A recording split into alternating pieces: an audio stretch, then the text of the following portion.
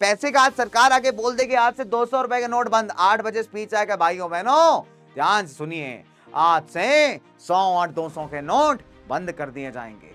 Bank कहती है तुम्हारे पास तो फालतू पैसा पड़ा ही है, पड़ा पड़ा उस पैसे का वैल्यू तो बेकार ही हो जाएगा ना, एक काम करो हमारे बैंक में आके जमा करो, इनफैक्ट हम आपको उस पर थोड़ा ब्याज भी देंगे। अगर इंसान के पास फालतू पैसा आता है तो वो फालतू चीजें डिमांड करता है, नॉर्मल बात है, ठीक है। तो कभी भी अगर आप देखोगे अगर इकोनॉमी की हालत थोड़ी खस्ता होती है ना, तो वहां पे बैंक्स लोन्स देना काफी कम कर देते हैं। रिजर्व बैंक ऑफ इंडिया का काम है कि इस पूरे फॉर्मल सेक्टर ऑफ लोन्स को सही तरीके से मॉनिटर करना, ठीक है। जितने भी बैंक्स हैं वो सही लोन दे रहे हैं कि नहीं दे रहे हैं, तो बैंक्स को time to time information submit करनी पड़ती है आरबीआई के पास कि उन्होंने कितना पैसा लेंड किया है और किसको लेंड किया और कितने इंटरेस्ट रेट पे किया।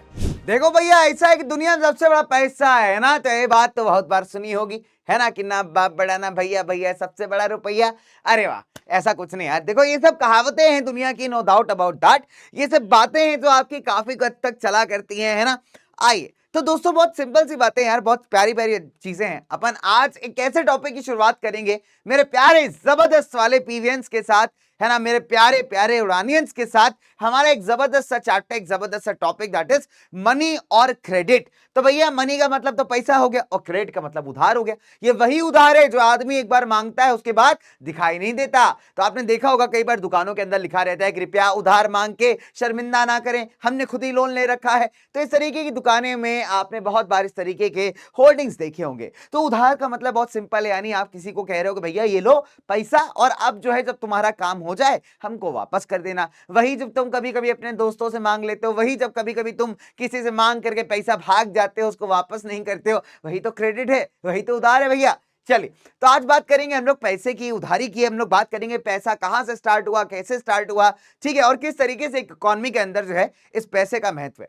तो देखो मेरा टारगेट यही है कि कम समय के अंदर आप बच्चों को एकदम बढ़िया तरीके से इस पूरे टॉपिक को पढ़ा दूं और पढ़ाने के बाद आपके दिमाग में एकदम सेट हो जाए टॉपिक, और बस आपको कुछ नहीं करना है, एक शांत जगह ढूंढ लीजिए जहां पे आप जाके पढ़ाई कर सकते हैं, जहां पे जाके अपनी कॉपी किताबें लग करके आप बढ़िया से स्टडी कर पाए। एक बढ़िया से शांत जगह आप ढूंढ लीजिए और साथ ही साथ खाने के लिए कुछ रख लीजिए, और सबसे इंपॉर्टेंट विदा अपने हाथ में एक पेन और एक कॉपी ले लीजिए, ताकि जो मैं पढ़ाता जाऊं वो आप एकदम बढ़िया तरीके से कॉम्प्रिहेंड करते जाओ, ठीक है। तो कम समय के अंदर हम लोग समझेंगे, ट्राई करेंगे किस तरीके से सारी चीजों को करना है, because the whole reason is कि आप इनको पढ़ो, इन चैप्टर्स को पढ़ो, पढ़ करके फटाफट से अपनी चीजों को सॉल्व कर पाओ और कम समय के अंदर इफेक्टिव पढ़ाई कर पाओ, बस यही एजेंडा है, यही मोटिव है, ठीक है प्यारे बच्चों। चल तो आइए आज किस किस बारे में बात करेंगे, क्या क्या हम लोग डिस्कस करेंगे देख लेते हैं यहाँ पे, ठीक है। हम लोग बात करेंगे बच्चों यहाँ पे फॉर्म्स ऑफ मनी की,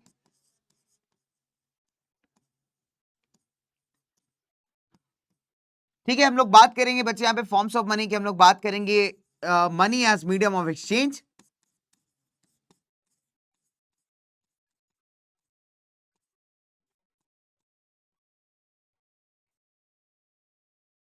ठीक है।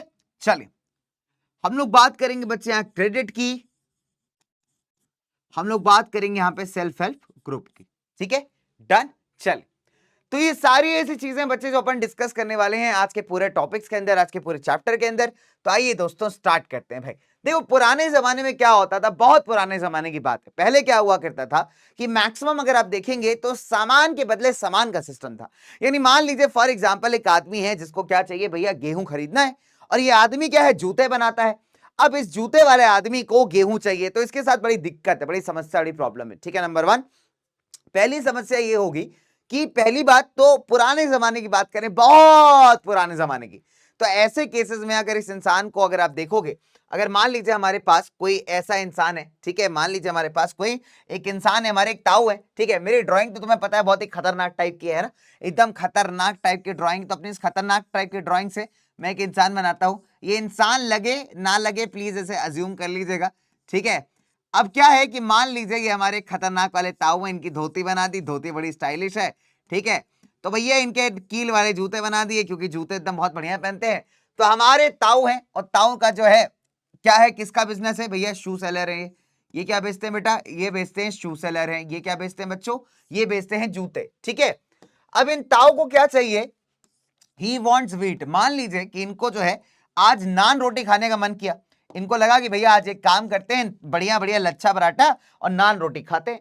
लेकिन नान रोटी और लच्छा पराठा के लिए इनको क्या चाहिए, ही वॉन्ट्स वीट, इनको चाहिए गेहूं, बिकॉज जब तक नहीं रहेगा गेहूं कहां से खाओगे आप लच्छा पराठा और कहां खाओगे आप नॉन रोटी, है ना, नॉन मतलब नान रोटी यार, है ना, मक्खन लगा करके एकदम। तो इनको क्या चाहिए, ही वॉन्ट्स व्हीट, है ना। बट ये क्या बेचते हैं, बेचते हैं आपका जूता, ठीक है।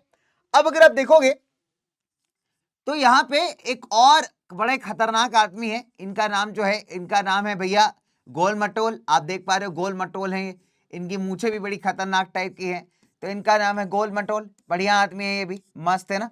चलिए, तो अगर आप देखोगे हमारे जो गोल मटोल भैया है, राइट, हमारे जो गोल मटोल भैया है, अगर आप देखोगे तो भाई इनके पास क्या है, इनके पास गेहूं है, ही हैज व्हीट, ठीक है। अब इनके पास क्या है बेटा, इनके पास गेहूं है, ठीक है, सॉर्टेड है। चलिए, अब अगर हम बार्टर सिस्टम की बात करें, अगर हम पुराने जमाने की बात करें, जब बार्टर सिस्टम चलता था, तब यहां पे क्या होता था कि सामान के बदले सामान का एक्सचेंज किया जाता था, ठीक है, कि मतलब सामान दो सामान लो, ठीक है, तो सामान दो और सामान लो। अब मान लीजिए जूते वाले भैया जो हमारे ताऊ हैं, इनको अगर गेहूं चाहिए, तो पहले तो इनको एक ऐसा आदमी ढूंढना पड़ेगा जिसके पास गेहूं हो और जो इनके जूते खरीदने को तैयार हो।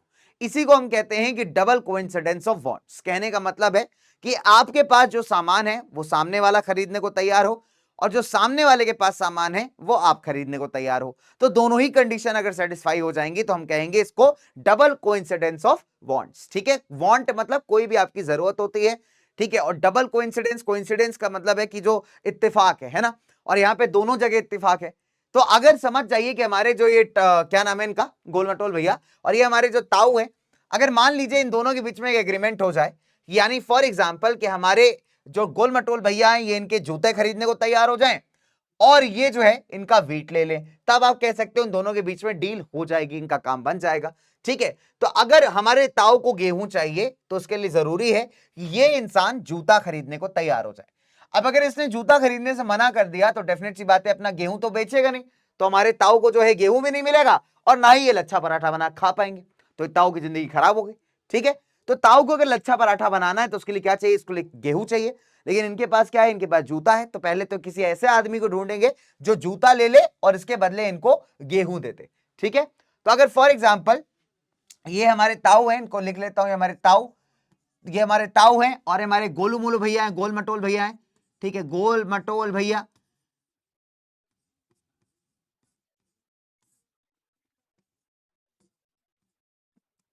ये हमारे गोल मटोल भैया, ठीक है। तो अगर मान लीजिए फॉर एग्जांपल हमारे गोल मटोल भैया और इनके बीच में एग्रीमेंट हो जाता है तो क्या होगा, तो क्या होगा, इसके पास क्या चले जाएंगे, जूते चले जाएंगे, शू चला जाएगा, ये शू खरीद लेगा, जूता खरीद लेगा, है ना, और इनको जो है बेटा क्या बेच देगा, इनको गेहूं बेच देगा, ठीक है, इनको क्या बेचेगा, गेहूं बेच देगा, ठीक है। तो ये इनका हिसाब किताब सेट हो गया, डन, सॉर्टेड है। और इसी को हम क्या कहते हैं, इसी को हम कहते हैं डबल कोइंसिडेंस ऑफ बॉन्ड्स। क्या बोलेंगे बेटा इसको हम लोग, डबल कोइंसिडेंस ऑफ बॉन्ड्स। ध्यान दीजिएगा इस चीज को फटाफट से।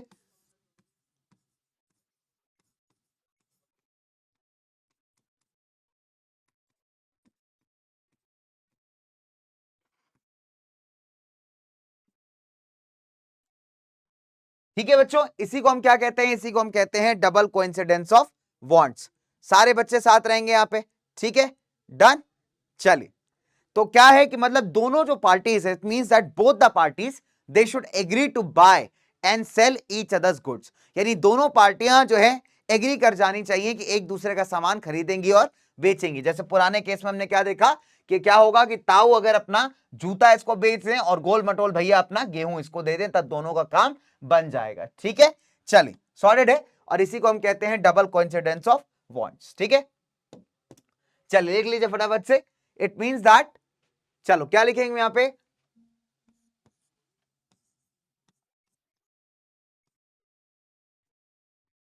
it means that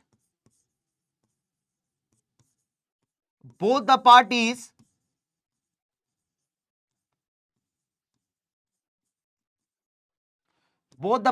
should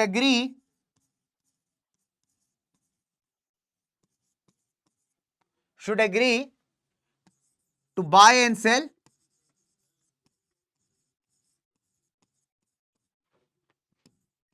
each other's goods।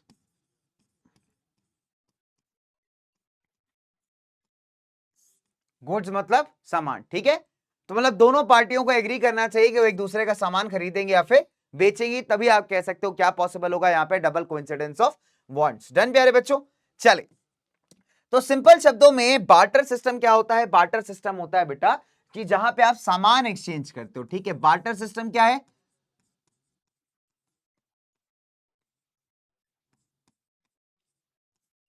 The barter system क्या होता है बेटा? सिस्टम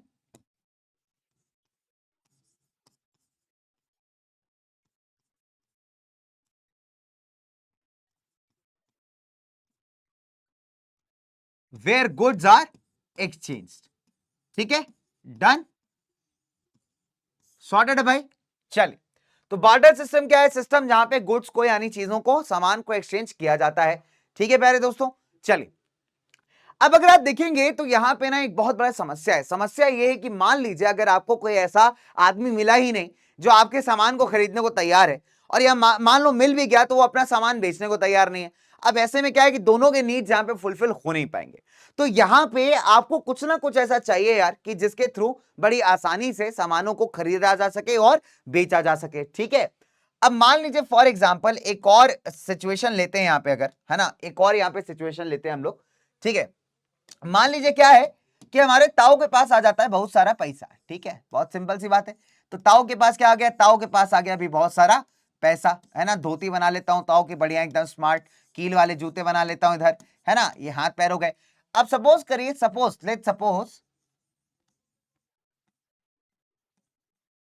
सपोज करिए जो हमारे ताऊ है बेटा, है ना, अभी ही हैज मनी। मान लीजिए इसके पास क्या है? इसके पास पैसा है। तो अगर पैसा होगा तो डेफिनेट सी बात है he can easily buy wheat,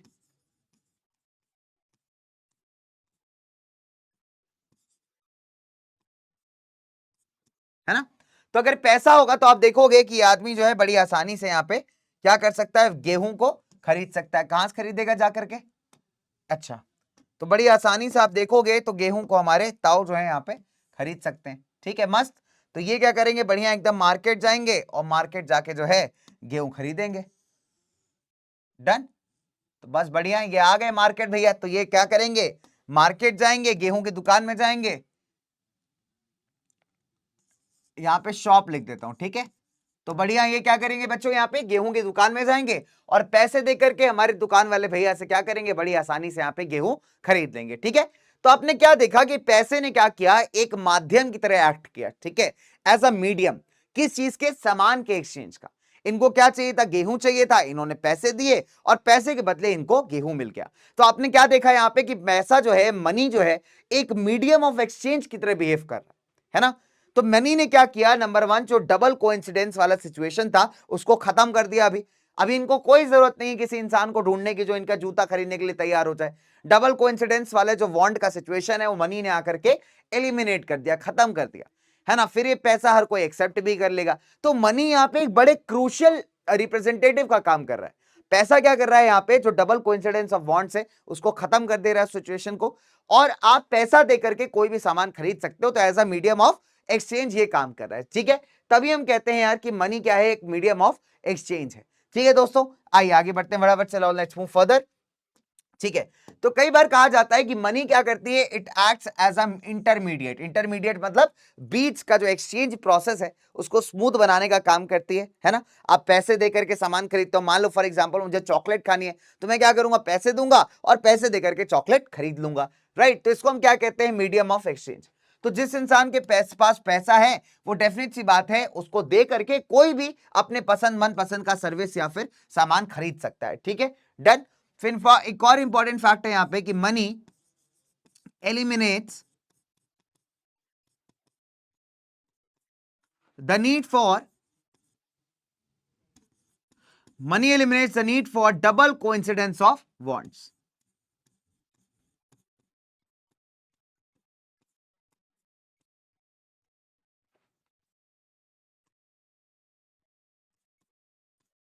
ठीक है, पैसा क्या करता है बच्चों? यहां पे पैसा जो है डबल कोइंसिडेंस ऑफ वांट्स के नीड को भी यहां पे एलिमिनेट कर देता है। तभी हम कहते हैं कि money is a medium of exchange. ये 2 मार्क्स का क्वेश्चन है ना, बहुत ध्यान है।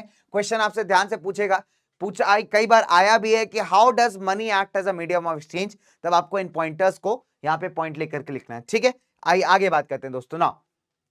अब सवाल उठता है कि सर फॉर्म्स ऑफ मनी क्या होते हैं ना। अब पुराने जमाने में अगर आप देखेंगे अर्ली एजेस में भारत में जो अनाज था है ना, कई बार जो आपका कैटल होता है यानी जो गाय भैंसे होती हैं उसको मनी के फॉर्म में इस्तेमाल करते थे, यानी जिसके पास ज्यादा अनाज है, ज्यादा गाय भैंसे, वो काफी अमीर आदमी माना जाता था। ठीक है, अब अगर आप देखोगे धीरे धीरे जब राजा महाराजा आए तो उन्होंने क्या किए, अलग अलग मेटल के सिक्के स्टार्ट किए। फॉर एग्जांपल सोने का सिक्का हो गया, गोल्ड का सिक्का होगा, सिल्वर का सिक्का हो गया, कॉपर कॉइन हो गया। तो इस तरीके के अलग अलग मेटल्स के इन्होंने सिक्के इस्तेमाल करना स्टार्ट किए।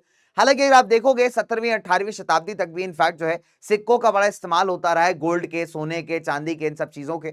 ठीक है, फिर फिलहाल अभी जो है वो थोड़ा चेंज हो चुका है, अभी थोड़ा माहौल बदल गया है। अब अगर आप देखोगे तो जो मॉडर्न फॉर्म ऑफ मनी है इसके अंदर क्या आता है बेटा, इसके अंदर आता है करेंसी।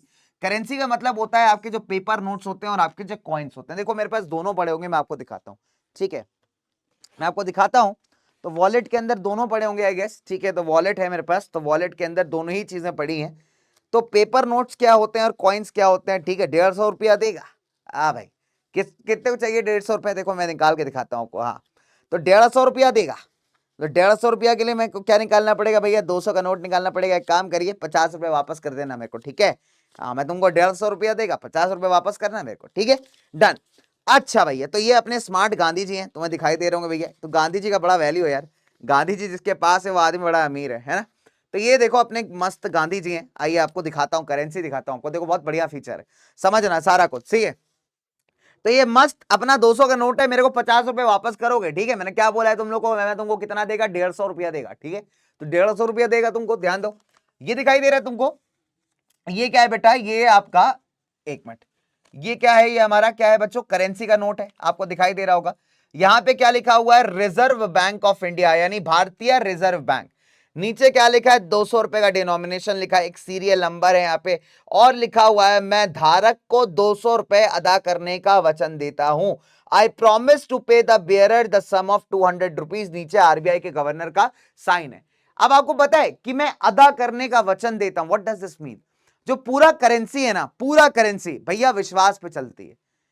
पैसे का आज सरकार आके बोल देगी आज से 200 रुपए के नोट बंद, 8 बजे स्पीच आएगा भाइयों बहनों, ध्यान से सुनिए, आज से 100 और 200 के नोट बंद कर दिए जाएंगे। तो जब बोल दिया, अगर प्रधानमंत्री साहब ने आके बोल दिया ना कि 100 200 के नोट बंद कर दिए जाएंगे, तो मेरे हाथ में इस नोट का वैल्यू जीरो हो जाएगा, जीरो।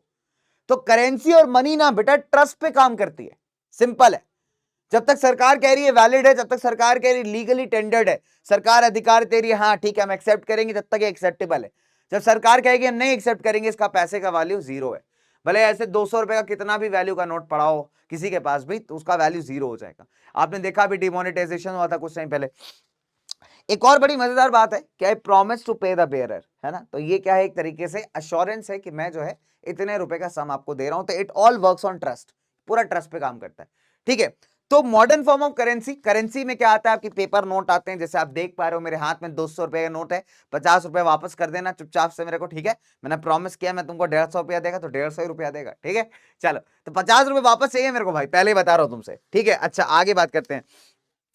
तो ये तो बात हो गई यार नोट्स की। ठीक है, रख लेता हूं यार, बड़े काम आएंगे, अभी ऑटो वाले भैया देने पड़ेंगे। ठीक है, अच्छा अब आती है बात कॉइन्स। करेंसी में हमने क्या देखा कि मॉडर्न करेंसी के अंदर आपके पेपर नोट्स आते हैं और कॉइन्स आते हैं। तो देख पा रहे हो आप, सिक्का है बेटा, सुंदर सिक्का निकालता हूं तो तुम कहोगे सर सिक्का कैसा है आपका। ठीक है, तो भैया ये देख पा रहे हो कॉइन है, ये सिक्का है, इस पे 10 रुपया का वैल्यू लिखा हुआ है, पीछे भारत का एम्बलम बना हुआ है, सत्यमेव जयते। ठीक है, तो दिस इज अ कॉइन, सुंदर कॉइन है ना, हालांकि मस्त कॉइन है, 10 रुपए का इसका वैल्यू है। तो ये किसका पार्ट है बेटा, ये पार्ट है आपका करेंसी का। ठीक है, ध्यान रखिएगा। तो मॉडर्न फॉर्म ऑफ मनी की अगर हम बात करते हैं, आज तो जो पैसा है बड़ा डिजिटल हो चुका है यार, क्रिप्टो करेंसी के फॉर्म में है ना, बिटकॉइंस बिटकॉइंस जिसको आप कहते हो, ऐसे बहुत सारे पैसे आते हैं, डेबिट क्रेडिट कार्ड्स भी होते हैं। अच्छा, क्रेडिट कार्ड भी मैं आपको दिखाई देता हूं। ठीक है, ध्यान दीजिएगा। तो ये आप देख पा रहे हो, तो ये आपका इस तरीके से डेबिट कार्ड होता है ना। डेबिट कार्ड यानी जो आपका बैंक अकाउंट आप खोलते हो, सेविंग्स अकाउंट, तो सर जो आपका बैंक है आपको एक कार्ड देता है, वो कहता है भैया इस कार्ड का इस्तेमाल करके आप कहीं भी बाहर से एटीएम से पैसा विड्रॉ कर सकते हो। ठीक है, पैसा निकाल सकते हो। फिर वैसे ही अगर आप देखोगे तो आपका एक क्रेडिट कार्ड भी होता है ना, क्रेडिट कार्ड, ये भी आज का एक तरीके का फॉर्म ऑफ मनी है। अब जैसे फॉर एग्जांपल आपको दिखाई दे रहा होगा, ये क्रेडिट कार्ड करके दिख रहा है भाई, ये क्रेडिट कार्ड दिख रहा है, तो इसमें एचडीएफसी बैंक लिखा हुआ है, मेरा नाम लिखा हुआ है, कौन सा क्रेडिट कार्ड है वो सब लिखा हुआ है। ठीक है, तो इनफैक्ट अगर आप देखोगे बच्चों यहाँ पे, तो द होल फैक्ट इज कि ये भी एक फॉर्म ऑफ मनी है। इसमें क्या है, पैसा स्टोर होगा, अब इस पैसे को आप यूटिलाइज कर सकते हैं, यूटिलाइज करने के बाद जो भी बिल आएगा आपको उसको पे करना पड़ेगा, ठीक है। तो मैं आपको जस्ट बता रहा हूं कि फॉर्म्स ऑफ मनी कितना चेंज हो गया है।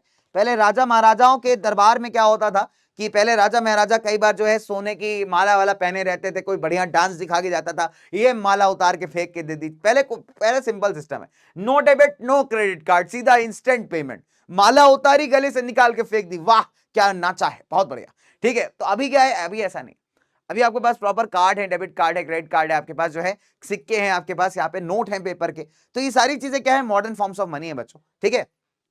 तो जो आपकी मॉडर्न फॉर्म्स ऑफ मनी होता है ना, करेंसी, या फिर कई बार आप डिपॉजिट भी करते हो। जैसे फॉर एग्जांपल मैंने जो आपने मेरा डेबिट कार्ड देखा वो एक बहुत अच्छा एग्जांपल है इसका, कि मैंने क्या किया है, मैंने बैंक के साथ कुछ पैसा डिपॉजिट किया होगा, नो डाउट मेरा एक सैलरी अकाउंट है, मेरा एक सेविंग्स अकाउंट है ना।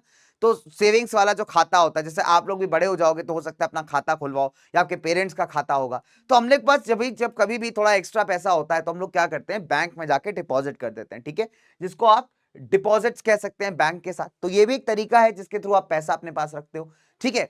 तो ये सारी चीजें किससे लिंक्ड है बेटा, ये सारी चीजें लिंक्ड है आपके मॉडर्न बैंकिंग सिस्टम से। तो पुराने जमाने में हम लोग सोने चांदी के सिक्के यूज करते थे, कई बार अनाज को ऐसा इस्तेमाल करते थे एज अ फॉर्म ऑफ मतलब मनी, है ना। कई बार जो गाय भैंस होती थी, कैटल, वो भी आपका फॉर्म ऑफ मनी थी, ठीक है। कहने का मतलब ऐसा नहीं कि गाय के बदले गाय दे रहे हो, मतलब जिसके पास ज्यादा गाय वगैरह उसको ज्यादा अमीर समझा जाता था, ठीक है। बट अभी क्या है, इस कब चेंज हो चुका है, अभी हमारे पास करेंसी है, करेंसी के साथ साथ करेंसी के अंदर पेपर नोट्स हैं, कॉइन्स हैं, उसके अलावा डिपॉजिट्स के फॉर्म में हम पैसा जमा करते हैं, उसके अलावा आप देखोगे क्रेडिट डेबिट कार्ड्स हैं, ठीक है, आज के फॉर्म में डिजिटल मनी है। ये सब बड़ा अच्छे अच्छे एग्जांपल्स हैं, है ना।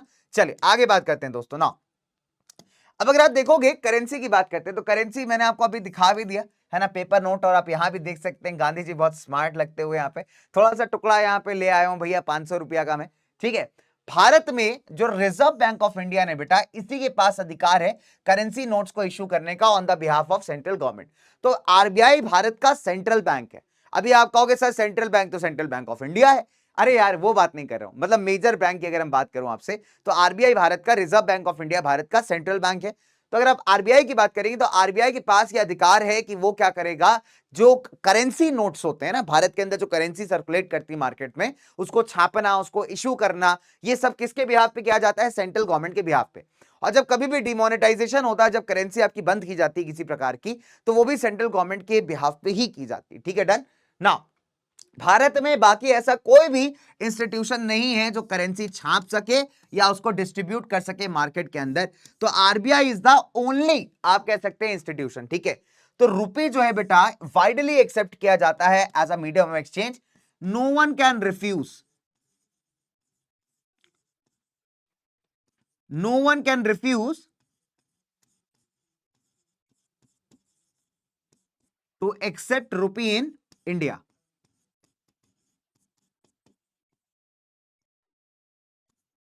है ना।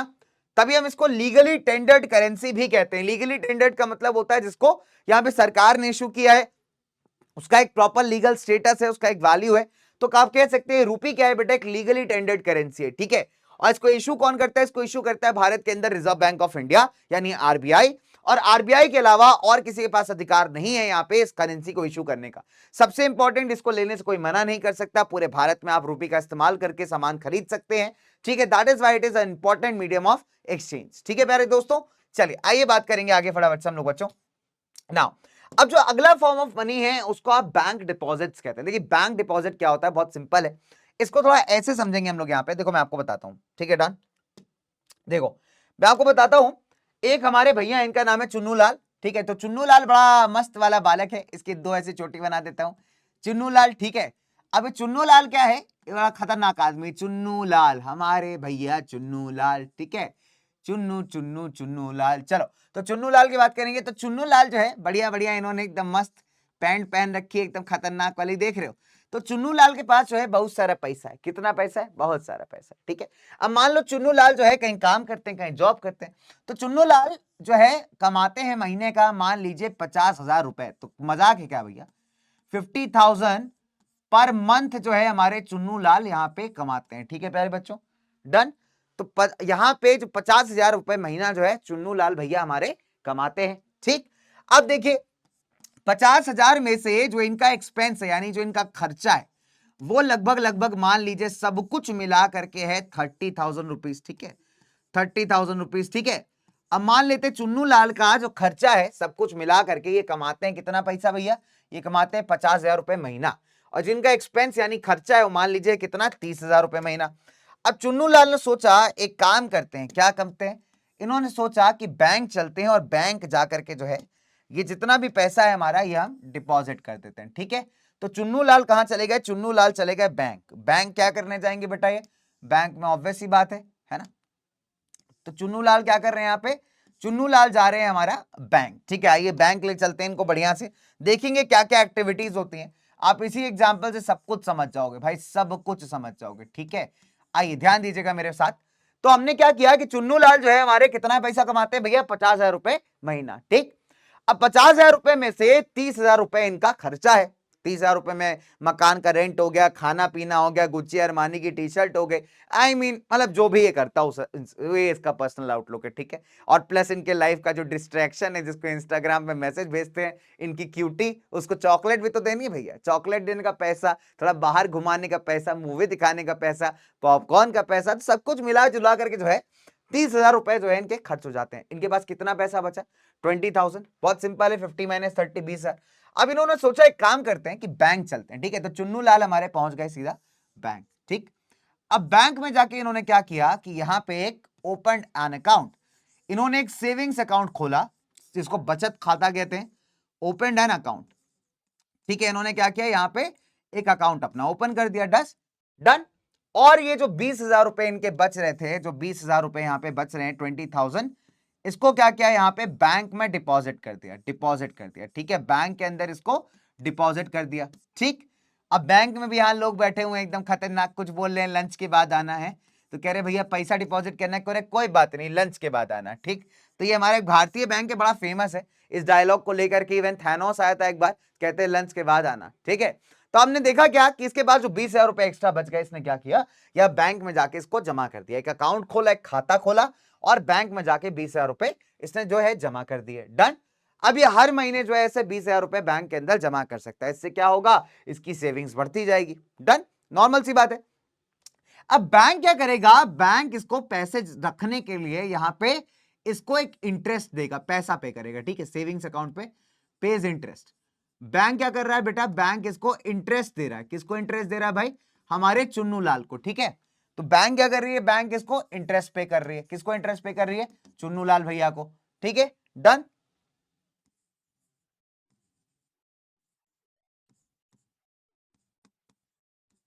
इंटरेस्ट मतलब ब्याज, ठीक है, किसको, चुन्नू भैया को, डन। प्रोसेस समझ में आया कि आपने क्या किया, आपके पास इसके पास जो एक्स्ट्रा पैसा था इसने कहां जाके जमा कर दिया, बैंक के अंदर जमा कर दिया।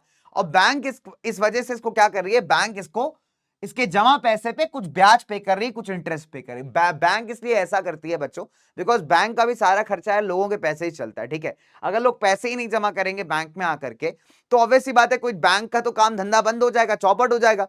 तो बैंक क्या करती है, कस्टमर्स को यार थोड़ा सा ल्यूक्रेटिव ऑफर मारती है, बैंक क्या है ना थोड़ा सा ललचाती है। बैंक कहती है तुम्हारे पास तो फालतू पैसा पड़ा ही है, पड़ा पड़ा उस पैसे का वैल्यू तो बेकार ही हो जाएगा ना, एक काम करो हमारे बैंक में आके जमा करो, इनफैक्ट हम आपको उस पर थोड़ा ब्याज भी देंगे, थोड़ा इंटरेस्ट भी देंगे। तो लोगों को लगता है ठीक है यार हमारे पास पैसा ऐसे ही पड़ा, उसका कोई काम तो हो नहीं रहा, तो आप क्या करिए, सिंपल सी बात है, वो जाके बैंक में जमा कर देते। तो बैंक क्या करती है, इसकी वजह से इन लोगों को थोड़ा थोड़ा इंटरेस्ट देती है, ठीक है, डन। नाउ अब मान लीजिए फॉर एग्जाम्पल यहाँ पे मान लीजिए कभी ऐसा हुआ कि चुन्नू जी की जो लाइफ की डिस्ट्रैक्शन है, मतलब चुन्नू जी की प्रियतमा यानी उसकी क्यूटी लाइफ की, उन्होंने कहा कि चुन्नू मेरे को आज बर्थडे, मेरा शॉपिंग करवाओ, है ना। चुन्नू लाल से बोला, ए चुन्नू लाल मेरा बर्थडे है, शॉपिंग नहीं करवाओगे मेरे को। अब ऑब्वियस सी बात है भैया, चुन्नू लाल एकदम डूबे हुए हैं प्यार के अंदर, क्यूटी इनकी कह रही है शॉपिंग करवाओ, तो कैसे मना करेंगे चुन्नू लाल। तो चुन्नू लाल ने कहा चलिए कोई बात नहीं, मैंने पैसा तो जमा किया ही हुआ है, एक काम करता हूं पैसा चल के थोड़ा सा निकाल लेता हूं, जिससे शॉपिंग वगैरह जो है करवा दूंगा, है ना, डन। अब क्या होगा कि जो हमारे चुन्नू लाल साहब हैं, देखो ध्यान से समझना बेटा इस पूरे कॉन्सेप्ट को। अब हमारे चुन्नू लाल क्या करेंगे, चुन्नू लाल जो है यहां जाएंगे बैंक के पास और कहेंगे भैया बैंक वाले अंकल थोड़ा सा पैसा दे दो, है ना। तो ये क्या करेंगे, एक बढ़िया इंस्ट्रूमेंट का इस्तेमाल करेंगे जिसको आप कहते हैं चेक, और चेक का इस्तेमाल करके ये क्या करेंगे, पैसे को निकाल लेंगे, विड्रॉ द मनी। क्या करेंगे बेटा, पैसे को निकाल लेंगे, ठीक है, चेक का इस्तेमाल करके। फॉर एग्जाम्पल क्यूटी का बर्थडे है तो सेलिब्रेट करने के लिए चाहिए भैया 20-30 हजार रुपया तो चाहिए, और ठीक ठाक पैसा जमा कर ही रखा है इन्होंने बैंक में। तो बैंक वाले अंकल के पास जाएंगे, कहेंगे बैंक वाले अंकल हमारी क्यूटी का बर्थडे है तो हमको ना थोड़े पैसे निकालने। तो बैंक वाले अंकल कहेंगे कोई दिक्कत नहीं भैया, एक चेक जो है उस पर पैसा लिख करके तुम दे दो। अब क्या है, अगर आप देखोगे कि जो भी आपने डिपॉजिट किया, ठीक है, ये आप अपनी मर्जी से जितना चाहो वो अपनी डिमांड पे निकाल सकते हो, डन है। तो इसको हम कई बार डिमांड डिपॉजिट भी कहते हैं। क्या कहते हैं बेटा, इसको हम कई बार डिमांड डिपॉजिट। कहने का मतलब है कि जब आपको जरूरत पड़े तो अपनी डिमांड के हिसाब से आप पैसा निकाल सकते हैं, that is why it is called demand deposit. या फिर फॉर एग्जांपल मान लीजिए कि क्यूटी को आईफोन लेके देना है, ठीक है, आईफोन 15 आया, क्यूटी ने कहा मेरा बर्थडे है, कपड़ा नहीं चाहिए, मुझे आईफोन चाहिए। पैसे तो जमा है, कोई दिक्कत नहीं है। अब क्या हुआ कि हमारे चुन्नू लाल जो है गए, बढ़िया क्यूटी के साथ गए आईफोन की दुकान में।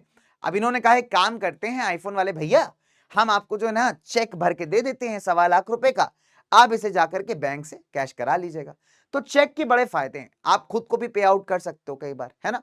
और नहीं तो अगर आपको फॉर एग्जांपल इनको क्या करना है, वो एप्पल आईफोन वाले भैया को पैसे देने 1.25 लाख रुपए, तो ये क्या करेंगे, उनके नाम का चेक भरेंगे और उनको चेक काट के दे देंगे। अब वो आदमी क्या करेगा, बढ़िया बैंक में जाएगा, चेक लगाएगा और जो पैसा होगा उसके अकाउंट में ट्रांसफर हो जाएगा। तो ये चेक का ना एक बहुत बढ़िया तरीका है, चेक एक बड़ा जबरदस्त मैकेनिज्म है जो आपको बड़ी आसानी से पैसों को ट्रांसफर करने में मदद करता है। ठीक है प्यारे दोस्तों, डन बच्चों। चलिए, तो ये भी क्या है, एक तरीके का फॉर्म ऑफ मनी है ना, क्या है बच्चों, एक फॉर्म ऑफ मनी। तो जो डिपॉजिट्स आप बैंक के साथ करते हो उन्हें ऑन डिमांड आप निकाल सकते हो, तो डिमांड डिपॉजिट्स हो गए, तो वो भी एक तरीका है बच्चे, वो भी एक फॉर्म ऑफ मनी है। ठीक है, तो अभी चुन्नू लाल भी खुश, चुन्नू लाल भी खुश और इनकी क्यूटी भी खुश। डन प्यारे बच्चों। चलिए, और मजे की बात बताऊं तुमको, जो बैंक होता है ना बेटा, वो ऐसे ही बहुत सारे चुन्नू लाल का जो पैसा जमा होता है ना, इसी का इस्तेमाल करके अपना प्रॉफिट भी कमाता है। अभी कैसे कमाएगा इसको समझेंगे। तो फिलहाल ये कहानी समझ में आई, बैंक डिपॉजिट्स वाला हिसाब किताब समझ में आया। ठीक है, तो अगर आप देखो तो हमने क्या पढ़ा, जो अदर फॉर्म है in which people hold money is the deposits with the bank, जैसे चुन्नू लाल ने किया।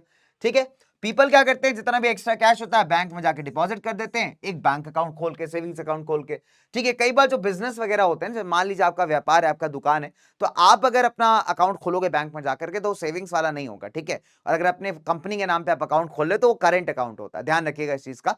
सेविंग्स अकाउंट आपके पर्सनल यूजेज के लिए होता है, लेकिन अगर अपनी कंपनी, अपनी दुकान के नाम पे आप अकाउंट खोल लें तो वो करेंट अकाउंट होगा, ध्यान रखना इस चीज को। ठीक है, डन। अच्छा, तो बैंक्स क्या करते हैं, डिपॉजिट एक्सेप्ट करते हैं, पैसा एक्सेप्ट करते हैं आपका, और साथ ही साथ आपको कुछ अमाउंट उस पर ब्याज भी देते हैं, इंटरेस्ट भी देते हैं। ठीक है, यही हमने पढ़ा अभी चुन्नू लाल के एग्जांपल में, क्यूटी के एग्जांपल में। डन। चलिए, अब अगर आप देखोगे जो deposits in the bank account है उसको आप ऑन डिमांड विड्रॉ कर सकते हैं, जैसे अभी हमने आपको एग्जांपल दिया, तभी इसको हम लोग क्या बोलते हैं, इसको हम लोग डिमांड डिपॉजिट्स कहते हैं। ठीक है, तो पेमेंट्स को हम लोग कैसे करते हैं, चेक के फॉर्म में इंस्टेड ऑफ कैश। तो यहाँ कैश का इस्तेमाल नहीं होता बट चेक का इस्तेमाल। तो आइए देखिए चेक में क्या क्या होता है, देखिए बहुत ध्यान से देखना। तो ये आपके सामने एक चेक है ना, मेरे बड़ा एक जबरदस्त दोस्त है तो उसी का एक चेक है, तो मैं उठा लाया उससे। ठीक है, तो आप क्या देख पा रहे हो, नंबर 1 भारतीय स्टेट बैंक, सबसे पहले यहां बैंक का नाम लिखा होता है, कौन से जगह की ब्रांच है वो होता है, उसका प्रॉपर एड्रेस होता है, फिर जिस डेट का आप चेक इशू कर रहे हैं बेटा वो होता है। डन। तो डेफिनेट सी बात है, उस डेट आपने लिख लिया, डेट मंथ और ईयर लिख लिया। फिर आप यहां लिखते हैं पे। पे मतलब आप बैंक को इंस्ट्रक्ट कर रहे हो कि आप इस इंसान को इतना पैसा मेरे अकाउंट से निकाल करके इसके अकाउंट में डाल दो। ठीक है, तो आपने क्या लिखा कि पे प्रतीक अग्रवाल 50,25,000 ओनली, 50,25,000 रुपए आप क्या करिए, प्रतीक अग्रवाल को पे कर दीजिए। ठीक है, डन। तो यहाँ 50,25,000 रुपए आपने पहले नंबर्स में लिखा, यहाँ पे आपने वर्ड्स में लिखा।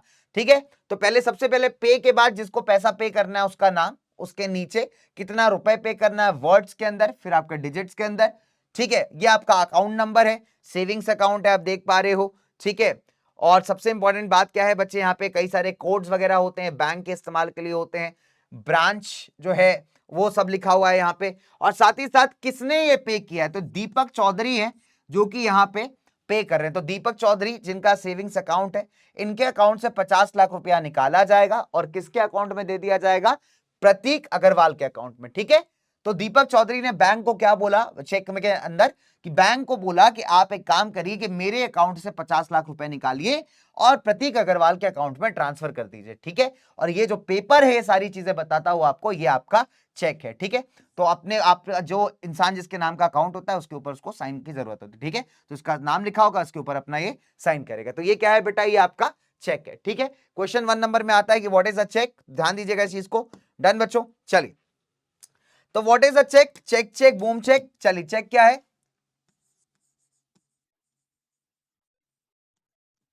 ठीक है। A check is a paper instructing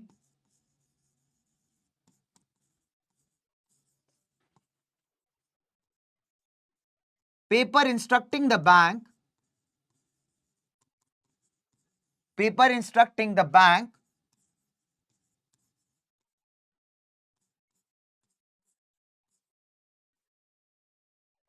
to pay, ठीक है, a certain amount of money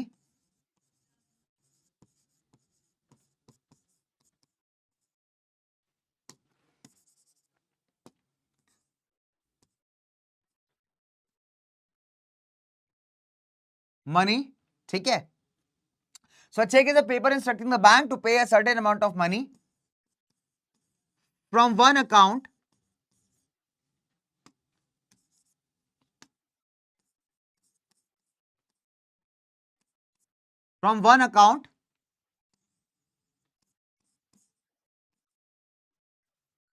to the account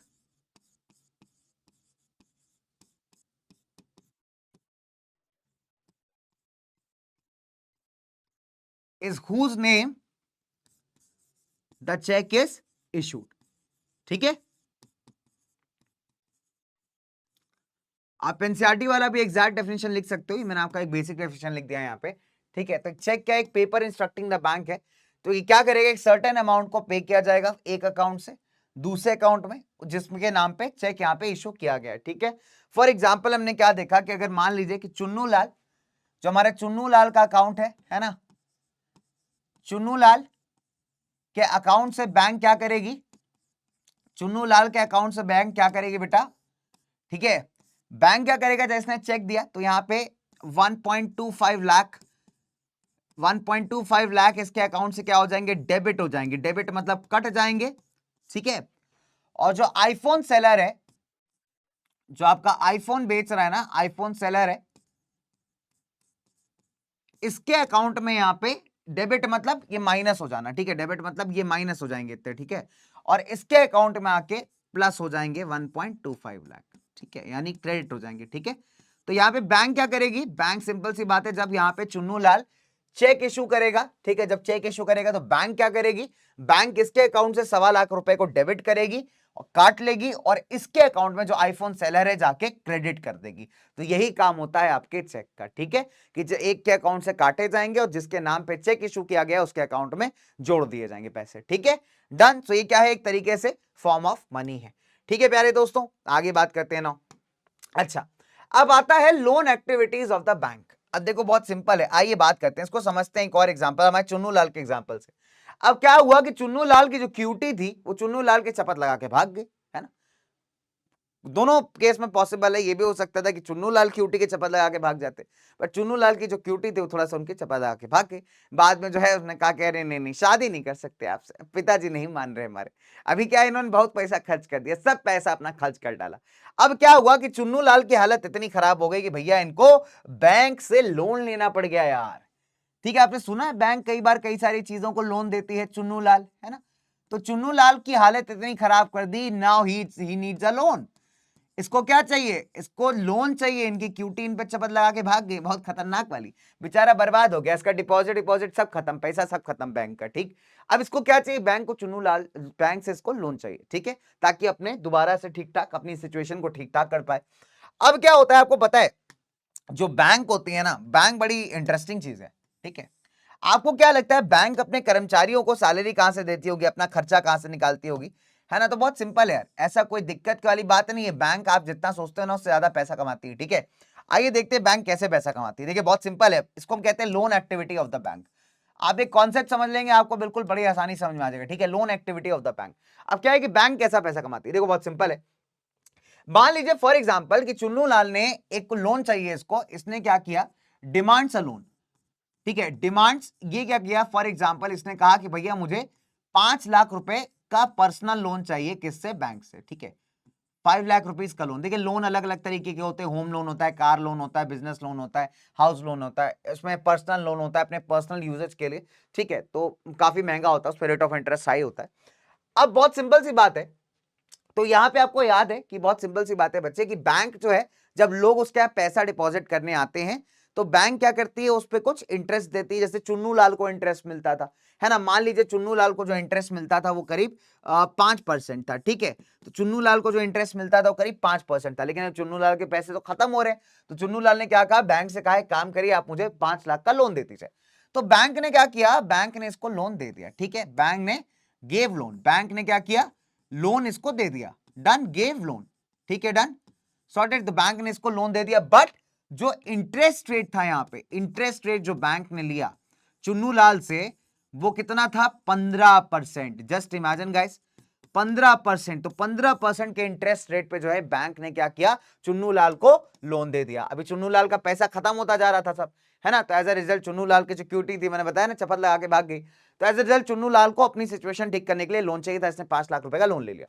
अब चुन्नू लाल का जो पैसा बैंक में जमा रहता था उस पर बैंक इसको 5% इंटरेस्ट दे दी थी। जब बैंक ने इसको लोन दिया तो बैंक ने कहा कि भैया 15% इंटरेस्ट पे हम आपको लोन देंगे। अब अगर आप इन दोनों ही कंडीशंस को देखें तो देखो बैंक का जो अर्निंग है कितना जबरदस्त है। बैंक का जो अर्निंग है ना, बैंक का कितना पैसा बैंक कमा रही है, ये कितना आसान है जानना। देखो बहुत सिंपल है, बैंक क्या करेगा, कितने रेट पे इंटरेस्ट दे रहा है, 15% पे, कितना कंज्यूमर को पे करता था ये, 5%, तो कितने का एक्स्ट्रा है इसके पास, 10%। तो बेटा ये जो 10% का मोटा मोटा प्रॉफिट है ये बैंक का है। तो बैंक यही करती है, बैंक क्या करती है, जब लोग अपना पैसा आके बैंक में जमा करते हैं उसका कुछ पोर्शन जो है बैंक अपने साथ लिक्विड फॉर्म में रखती है, यानी कैश फॉर्म में। लगभग लगभग आजकल 15% है ये चीज, है ना। और आप देखोगे तो मतलब ये अप डाउन होता रहता है मार्केट कंडीशंस के हिसाब से। फिलहाल बैंक जो है टोटल डिपॉजिट्स का 15% अपने पास रखती है, और बाकी जो पैसा होता है बैंक उसको या तो लोन एक्टिविटी में इन्वेस्ट कर देती है, और कुछ पैसा ऐसा भी होता है जो बैंक आरबीआई के साथ भी जमा करती है, ठीक है, ये इमरजेंसी केसेस के लिए होता है। तो बैंक क्या करती है, ओवरऑल 15% पैसा अपने पास होल्ड करके रखती है, जिससे क्या होगा कि अगर जो आपके डेली नीड्स है ना, मान लीजिए कोई आपका डिपॉजिटर पैसे मांगने आ गया, पैसे निकालने आ गया, ठीक है, या फिर आपको एटीएम से जो लोग पैसा विड्रॉ करते हैं, तो कोई क्रंच ना है, मार्केट में कोई दिक्कत ना है, ठीक है, तो बैंक 15% टोटल डिपॉजिट जो उसके पास है उसका अपने पास होल्ड करती है, ताकि जो इमीडिएट लोग पैसा मांगने आते हैं उसकी नीड्स को पूरा कर पाए, ठीक है, अपने डिपॉजिटर्स की नीड्स को पूरा कर पाए। और बाकी जितना भी पैसा होता है ना, बैंक उसको लोन वगैरह देने में एक्सटेंड करती है, ठीक है, home loan, car loan, personal loan, ये जितना भी लोन। अब क्या होता है कि बैंक में जब आप पैसा जमा करते हो तो हमने क्या देखा कि बैंक आपको उसके लिए कोई इंटरेस्ट दे रही है, ब्याज दे रही है, जैसे चुन्नू लाल को ब्याज मिल रहा था, ठीक है, मान लीजिए चुन्नू लाल को बैंक पैसा जमा करने के लिए 5% उस पर ब्याज दे रही थी इसके अकाउंट्स पे, ठीक है। अब बैंक क्या करती है, जब बैंक किसी को लोन देती है ना तो उसको लोन देती है हाई रेट्स ऑफ इंटरेस्ट पे, ठीक है। तो यही जो डिफरेंस है कि बैंक ने जिस रेट पे इंटरेस्ट लोन दिया, जिस रेट ऑफ इंटरेस्ट पे, प्लस बैंक जो अपने कंज्यूमर्स को जो रेट ऑफ इंटरेस्ट ऑफर कर रही है, उन दोनों को जब आप सब्ट्रैक्ट करते हैं तो जो भी बचता है वो बैंक का प्रॉफिट है। फॉर एग्जांपल चुन्नू लाल जब अपना पैसा बैंक में जमा करता था तो बैंक पैसा जमा करने के लिए इसको 5% ब्याज देती थी, 5% इंटरेस्ट देती थी, ठीक है, डन। अब जब इसने लोन लिया बैंक से तो बैंक ने कहा हम आपको 15% रेट ऑफ इंटरेस्ट पे लोन देंगे। तो आप इन दोनों को माइनस कर लीजिए, कितना बचा, 10%। तो जो 10% का एक्स्ट्रा बच रहा है ना, ये बैंक का प्रॉफिट है। तो बैंक इससे क्या कमा रही है, पैसे कमा रही है, ठीक है। प्लस आप देखोगे बैंक क्रेडिट कार्ड्स वगैरह देती है, क्रेडिट कार्ड्स की अगर आप पेमेंट आप सही टाइम पे नहीं करते हो तो बैंक उस पर ब्याज चार्ज करती है, वो एक बहुत अच्छा सोर्स ऑफ इनकम है ना। तो ये फिलहाल कहलाता है आपका loan activity of the bank, ठीक है प्यारे बच्चों, डन। चले, तो बैंक क्या करता है, बैंक ओनली स्मॉल पोर्शन जो है अपना डिपॉजिट्स का अपने पास रखता है। आजकल बैंक जो है लगभग 15% टोटल डिपॉजिट्स का अपने पास रखते हैं, ठीक है, ये हमने पढ़ा। सो दैट अगर कोई मांगने आ जाए, मतलब कोई अपना अमाउंट विड्रॉ करने आ जाए, कोई इंसान अपना पैसा निकालने आ जाए, तो बैंक उसको जो है आराम से ये चीज मैनेज कर पाए, ठीक है। और बाकी जितना भी पोर्शन होता है ना, बैंक इसको क्या करती है, इससे इसका इस्तेमाल करके बैंक लोन्स देती है लोगों को, ठीक है, एक्सटेंड लोन्स, ठीक है प्यारे बच्चों, डन। अच्छा, अब आप देखोगे अलग अलग पर्पसेस के लिए लोन्स की डिमांड तो रहती ही रहती है, हमें मल्टीपल एक्टिविटीज करनी है, ठीक है। तो बैंक्स क्या करते हैं, higher rate of interest charge करते हैं on the loans than what they offer on deposits. तो आपके डिपॉजिट्स पे जो रेट ऑफ इंटरेस्ट बैंक आपको दे रही है पैसा जमा करने के लिए वो काफी कम है, और जो बैंक लोन दे रही है आपको उस पे जो इंटरेस्ट रेट चार्ज कर रही है वो बहुत ज्यादा है। तो इसी के बीच का जो डिफरेंस होता है वही बैंक का प्रॉफिट है, ठीक है। So difference between what is charge by borrowers and what is paid to depositors, यही जो डिफरेंस है बेटा आपका, ये कहलाता है आपका बैंक का प्रॉफिट, और इससे बैंक कमाती है बहुत सारे पैसे, ठीक है प्यारे दोस्तों, तो लोन एक्टिविटी और बैंक वाला जो क्वेश्चन आपका 3 नंबर में काफी आता है, तो ध्यान रखिएगा 3 मार्क्स का काफी बढ़िया क्वेश्चन है कि what are the loan activities of the bank. ठीक है, अच्छा, भारत के अंदर अगर आप देखोगे जो भारत का सेंट्रल बैंक है रिजर्व बैंक ऑफ इंडिया यानी आरबीआई, इसका फंक्शन बहुत जबरदस्त है। इसका काम बहुत सिंपल है यार। इस अगर आरबीआई नहीं होगा ना तो बैंक अपनी मनमानी चलाएंगे। अब चाहे वो प्राइवेट बैंक हो, चाहे वो सरकारी के अंडरटेकिंग बैंक हो, गवर्नमेंट बैंक हो, वो सारे के सारे बैंक आरबीआई को ही रिपोर्ट करते हैं, आरबीआई के अंडर आते हैं। और इनकी जो पॉलिसीज होती है ना, इनको मॉनिटर करने का काम भी रिजर्व बैंक ऑफ इंडिया का भी है। ठीक है, और रिजर्व बैंक ऑफ इंडिया इस बात को देखता है कि बैंक किसको कितना लेंड कर रहे हैं, कितना पैसा दे रहे हैं और किस रेट ऑफ इंटरेस्ट पे दे रहे हैं। ठीक है, तो ये बड़ा इंपॉर्टेंट पार्ट है कि बैंक यहां पे इस बार आरबीआई इंश्योर करता है इस बात को कि जो बैंक है, ऐसा तो नहीं हो रहा कि सिर्फ बिजनेसमैन को पैसा दे रहे हैं। तो आरबीआई का कहने का मतलब है कि जो पैसा है, फॉर्मल सोर्स ऑफ क्रेडिट है ना, जो बैंक डेफिनेट सी बात है, बाकियों के मुकाबले तो बेहतर रेट ऑफ इंटरेस्ट ऑफर करता है। तो जो बैंक का पैसा है ये ना हर एक इंसान को मिलना चाहिए, है ना, जिसको जरूरत है, जिसको नीड हो। ऐसा नहीं कि जिसके पास बहुत पैसे हैं उसी को बैंक फेवर कर रही है, गरीब कस्टमर को बैंक नहीं देख रही। तो आरबीआई इस बात को इंश्योर करता है कि ऐसा ना हो, ऐसा डिस्क्रिमिनेशन ना हो सोसाइटी के अंदर, मार्केट के अंदर। और बैंक किसको कितना पैसा दे रहे हैं, कितने रेट ऑफ इंटरेस्ट पे दे रहे हैं, क्या उनका फाइनेंशियल हेल्थ है, ये सारी रिपोर्ट आपको आरबीआई को सबमिट करना बहुत जरूरी है। ठीक है, तो रिजर्व बैंक ऑफ इंडिया का जो रोल है भारत के अंदर बहुत इंपॉर्टेंट है। इनफैक्ट अगर आप देखोगे ना, कुछ पैसा ऐसा भी होता है, आपके एनसीईआरटी में नहीं, आपको एडिशनल बता रहा हूं कि कुछ पैसा ऐसा भी होता है जो बैंक क्या करती है, हमेशा आरबीआई के साथ डिपॉजिट करके रखती है। ठीक है, और अगर आप देखोगे ऐसा इसलिए होता है कि आरबीआई को पता है कि अगर जरूरत से ज्यादा पैसा बैंक्स के हाथ में दे दिया जाएगा तो बैंक क्या करेंगे, जरूरत से ज्यादा लोन देना स्टार्ट करेंगे। और आपको पता है मार्केट में यह भी एक कॉज बन सकता है इन्फ्लेशन का। अगर इंसान के पास फालतू पैसा आता है तो वो फालतू चीजें डिमांड करता है, नॉर्मल बात है। ठीक है, तो कभी भी अगर आप देखोगे अगर इकोनॉमी की हालत थोड़ी खस्ता होती है ना, तो वहां पे बैंक्स लोन्स देना काफी कम कर देते हैं, बिकॉज आरबीआई पीछे से डंडा लगाता है इनको, डंडा क्लियरली बोलता है इनको आरबीआई कि अभी आपको लोन्स नहीं देने। बिकॉज अगर आसानी से लोन्स मिलते रहेंगे, लोगों के पास पैसा आता रहेगा, लोग उस पैसे को फालतू खर्चा करेंगे। ठीक है, फालतू खर्चा करने से क्या होगा कि मार्केट के अंदर जबरदस्ती की डिमांड क्रिएट हो जाएगी। और मान लो अगर सप्लाई नहीं हुआ, मान लो अगर सामान नहीं हुआ मार्केट में, तो उस प्रोडक्ट का दाम बढ़ जाएगा, इन्फ्लेशन हो जाएगा। ठीक है, तो इस वजह से आरबीआई बड़ा बढ़िया काम करता है इन सारी चीजों को मॉनिटर करके। ठीक है प्यारे दोस्तों, यहां तक कहानी समझ में आई। चुन्नू लाल के साथ बहुत बुरा हुआ यार। चलो अगली क्यूटी जो है चुन्नू लाल के लिए बढ़िया ढूंढेंगे हम। ठीक, डन, तो अगली बार इनकी बढ़िया सी दुल्हन ढूंढेंगे। अच्छा, अब सवाल उठता है बच्चे हमारे, ये तो हमने बात कर ली पैसे की, यानी मोटा मोटा हमने बात कर ली मनी की। ठीक है, अब आती है सवाल उधारी। तो उधारी क्या होता है, क्रेडिट क्या होता है? देखिए, क्रेडिट का मतलब होता है एक एग्रीमेंट, है ना, जो आपने लेंडर के साथ किया है। अब मान लीजिए फॉर एग्जाम्पल, कई बार आपने देखा होगा कि जो दुकानदार होते हैं वो क्या करते हैं, उधारी पे यानी क्रेडिट पे सामान लेते हैं कई बार, है ना। मान लीजिए किसी एजेंसी से उन्होंने क्या किया, एक दुकानदार है जो चॉकलेट्स बेचता है, अब उसने क्या किया, मान लीजिए किसी कंपनी से, चॉकलेट वाली कंपनी से उसे कहा एक काम करिए आप 1000 चॉकलेट्स डिलीवर कर दीजिए और हम आपको 10 दिन बाद पैसा दे देंगे। ठीक है, तो इनफैक्ट अगर आप देखोगे तो ये क्रेडिट है कि आप क्या कर रहे हो कि आप एक प्रॉमिस कर रहे हो कि हम आपको इतने टाइम में पैसे दे देंगे, आप अभी हमारा जो है काम पूरा कर दीजिए। ठीक है, तो इट्स एन एग्रीमेंट जो यहाँ पे लेंडर और बोरोवर के बीच में हो रहा है, चाहे वो मनी को लेकर के हो, चाहे सामान को लेकर के हो, या फिर आपके सर्विसेज को लेकर के हो, it with return of future payment. तो यहाँ पे क्लियरली कहा गया भैया कि फ्यूचर में जो है हम आपको दे देंगे, फिलहाल अभी आप हमें दे दीजिए। मान लीजिए फॉर एग्जाम्पल आपका दोस्त आपके पास आया, उसने कहा भाई काम कर, मुझे 500 रुपए चाहिए, 500 रुपए दे दे। 500 रुपए चाहिए ब्रो, रिचार्ज कराना है, समझा कर। ठीक है, तो तुमने क्या किया, 500 रुपए उसको दे दिया। उसने कहा कि ये काम कर भाई, मैं तेरे को 2 दिन बाद दे दूंगा। तो 2 दिन बाद क्या है, फ्यूचर पेमेंट का वादा है। जो आपसे लेके गया, अभी क्या लेके गया, पैसा लेके गया। कितना लेके गया, 500 रुपए लेके गया, डन, उधार लेके गया। तो दैट इज कॉल्ड क्रेडिट, इसको हम इकोनॉमिक्स में क्रेडिट कहते हैं। ठीक है, आपने ऐसे स्लोगन्स कई बार देखे होंगे, कृपया उधार ना मांगे, हमने खुद लोन ले रखा है। ठीक है, तो जो लोन है आपका बेटा, वो भी एक तरीके का उधारी, आप बैंक से उधार ले रहे हो। आप बैंक को कह रहे हो कि आप अभी मुझे 5 लाख रुपए दे दो, फिर आगे आप मुझसे पैसे लेते रहना। अब बैंक ने क्या किया है कि इसको थोड़ा इजी बना दिया है इंस्टॉलमेंट्स के थ्रू। बैंक क्या करती, बैंक आपसे कहती है कि अगर आप 5 लाख रुपए ले रहे हो तो आप हमें एक साथ वापस मत करो, आप पार्ट बाय पार्ट करके जो है महीने महीने हर महीने कुछ पैसा देता रहना। फॉर एग्जाम्पल अगर आप 5 लाख का पर्सनल लोन लेने जाओगे, ऑन एन एवरेज आपको जो ईएमआई आएगा वो 10 से 12,000 रुपए के बीच का आएगा, जो आज के रेट चल रहे हैं। ठीक है, तो बैंक आपसे कहेगी हर महीने 10,000 12,000 रुपए देते रहो, कोई दिक्कत नहीं, आप ले लो लोन हमसे। ठीक है, अभी थोड़ा रिलैक्सेशन हो गया लोन के मामले में, पहले तो बहुत मुश्किल होता था। ठीक है, चलिए आइए बात करते हैं दोस्तों, आगे बढ़ते हैं, लेट्स मूव फर्दर।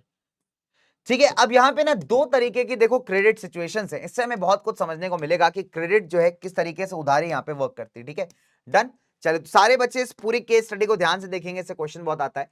अब फेस्टिवल सीजन यहाँ पे चल रहा है, ठीक है, त्योहार का मौसम चल रहा है यहाँ पे। अब आप देखिए फेस्टिवल सीजन है, 2 महीने जो है, अभी 2 महीने बाद फेस्टिवल सीजन है, और एक जूता बनाने वाला आदमी है, इसका नाम है सलीम, ठीक है। इसको एक ऑर्डर आया एक बड़े व्यापारी से, और उसने कहा कि काम करिए, मुझे 3,000 जो पेयर ऑफ शूज है वो मेरे को चाहिए 1 महीने के अंदर। Can you imagine, festival season आ रहा है, बड़ा व्यापारी, उसको क्या चाहिए, 3,000 जूते का जोड़ी चाहिए, वो भी 1 महीने के अंदर, ठीक है। अब इतना प्रोडक्शन कंप्लीट करने के लिए सलीम को क्या चाहिए, ज्यादा वर्कर चाहिए होंगे, है ना, जूते को स्टिच करने के लिए, पेस्ट करने के लिए। इनफैक्ट अगर आप देखोगे, इसको ज्यादा कच्चा मटेरियल भी खरीदना पड़ेगा, बिकॉज ज्यादा सामान बनाना है तो रॉ मटेरियल भी ज्यादा चाहिए, वर्कर भी ज्यादा चाहिए, ज्यादा लोग काम करेंगे तब जल्दी काम होगा, ठीक है। अब इन सारे एक्सपेंसेस को मीट करने के लिए सलीम क्या करता है, ये लोन लेता है 2 जगह से। कहां से लोन लेता है, नंबर 1, पहला जो लेदर का सप्लायर, जो जूता जिससे बनता है ना, लेदर वाला जूता, तो पहला जो लेदर का सप्लायर है उससे कहता है, भैया एक काम करो, आप मुझे लेदर चमड़ा सप्लाई कर दो और मैं आपको पैसे बाद में दे दूंगा, ठीक है, डन। तो पहला तो ये तरीका हो गया, आपने उधारी पे सामान ले लिया, चमड़ा ले लिया, आपने कहा अब मैं आपको बाद में पैसे दे दूंगा, बड़ा ऑर्डर आया भैया, बाद में पैसे दे दूंगा। अब दूसरा जो है ना, इसने कैश लिया, cash in the form of from the large trader, ठीक है, एज एन एडवांस पेमेंट। तो इसने कहा, जिस आदमी ने इसको 3,000 जूतों का ऑर्डर दिया था ना, 3,000 जोड़ी जूतों का, ठीक है, तो उनसे कहा कि काम करिए, आप 1,000 जूते का पेमेंट यहां पे कर दीजिए, जिससे हम सामान वगैरह सब मैनेज कर लें, ठीक है। तो उसने क्या किया, 1,000 पेयर ऑफ शूज का एडवांस पेमेंट ले लिया, है ना, और साथ ही में ये प्रॉमिस किया कि मैं जो है महीने के एंड में आपको आपका ऑर्डर कंप्लीट करके दे दूंगा, ठीक है। कोई दिक्कत नहीं, व्यापारी ने भी इसको 1,000 जूते के जो पैसे थे वो दे दिए, ठीक है। सो जब महीना एंड हुआ, सलीम ने जो था एकदम बढ़िया तरीके से ऑर्डर डिलीवर कर दिया और एक अच्छा प्रॉफिट कमाया, ठीक है। और इसके साथ साथ बच्चे, इसने जिससे भी जो भी पैसा लिया था वो इसने वापस कर दिया, ठीक। जैसे फॉर एग्जांपल लेदर वाले भैया को चमड़े का पैसा देना था, उसने चमड़े का पैसा वापस कर दिया। तो इसने आपने क्या देखा कि उधार से यहाँ पे क्रेडिट लेने से सलीम का काफी फायदा हुआ। तो ये एक पॉजिटिव सिचुएशन है क्रेडिट का, है। पहला केस हमने देखा तो यहाँ पे सलीम के पास बड़ा ऑर्डर था, उसने पहले उधारी पे चमड़ा ले लिया, फिर 1,000 जूते का एडवांस ले लिया, इस सबको मैनेज करके उसने बढ़िया पैसा भी कमाया और सारी उधारी चली भी गई, ठीक है। तो यहां पे आप देख सकते हो कि क्रेडिट ने एक पॉजिटिव रोल प्ले किया।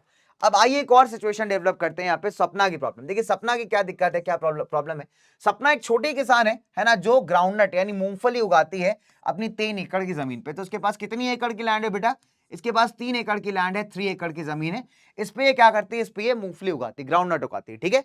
अब ये क्या करती है, एक मनी लेंडर, मनी लेंडर कौन होते हैं, गांव में जो ब्याज पे पैसा देते हैं, बहुत ज्यादा ब्याज पे पैसा देते हैं।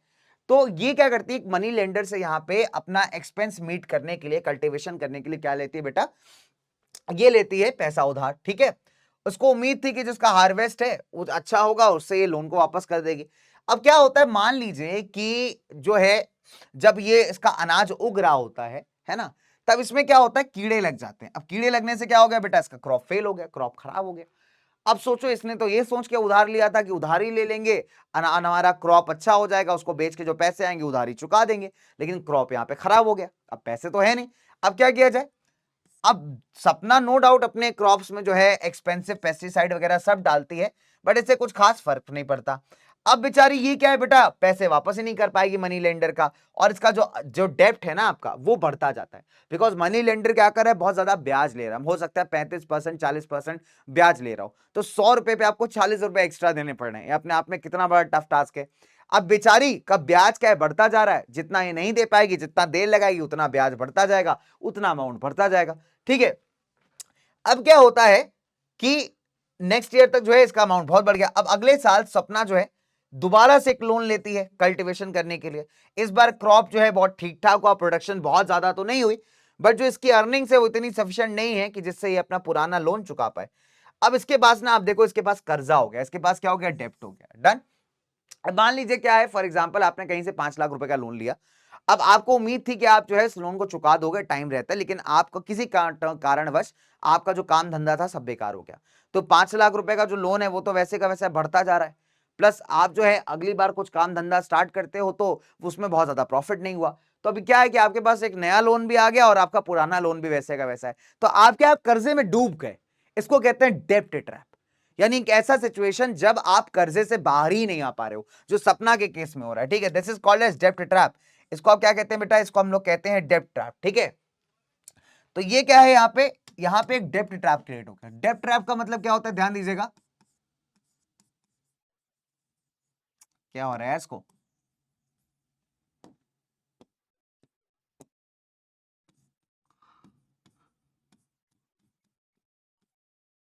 ठीक है, डेब्ट ट्रैप क्रिएट। तो डेब्ट ट्रैप क्या होता है बच्चे?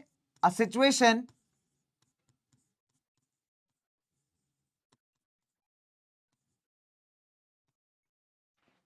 when it becomes difficult